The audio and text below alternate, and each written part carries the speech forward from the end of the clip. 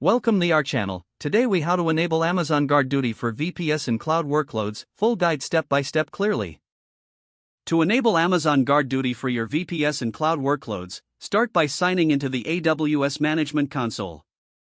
Navigate to the GuardDuty service from the Services menu.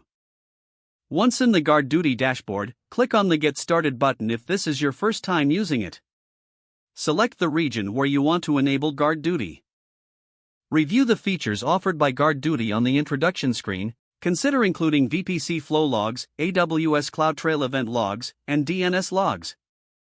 After selecting your data sources, proceed to enable GuardDuty by clicking Confirm or Enable. GuardDuty will start analyzing. Wait for a few minutes while GuardDuty performs its initial data analysis. Once the setup is complete, navigate back to the GuardDuty dashboard.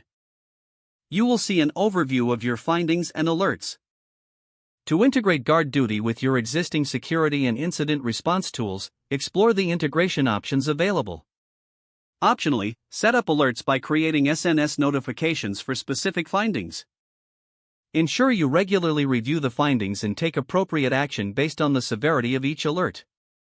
To monitor ongoing activity, check the GuardDuty console periodically for update. Consider configuring automated responses using AWS Lambda for critical findings. This will help in maintaining a proactive security posture.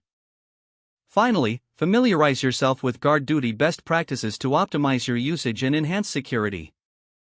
If the page does not load, refresh the browser or try again in a private or incognito window. Make sure you are using the correct email address, then retype it carefully to avoid small typos. If your password is not accepted, use the reset option and create a new strong password you can remember.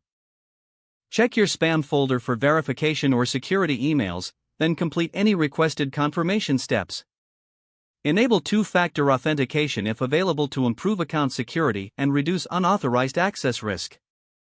After signing in, review your profile details so your contact information and settings are accurate and current. If you see an error message, note it down and try again after restarting your device and internet connection.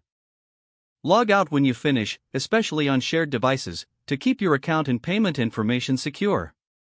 If the page does not load, refresh the browser or try again in a private or incognito window. Make sure you are using the correct email address, then retype it carefully to avoid small typos. If your password is not accepted, use the reset option and create a new strong password you can remember. Don't forget to like this video and subscribe to our channel for more step-by-step tech guides.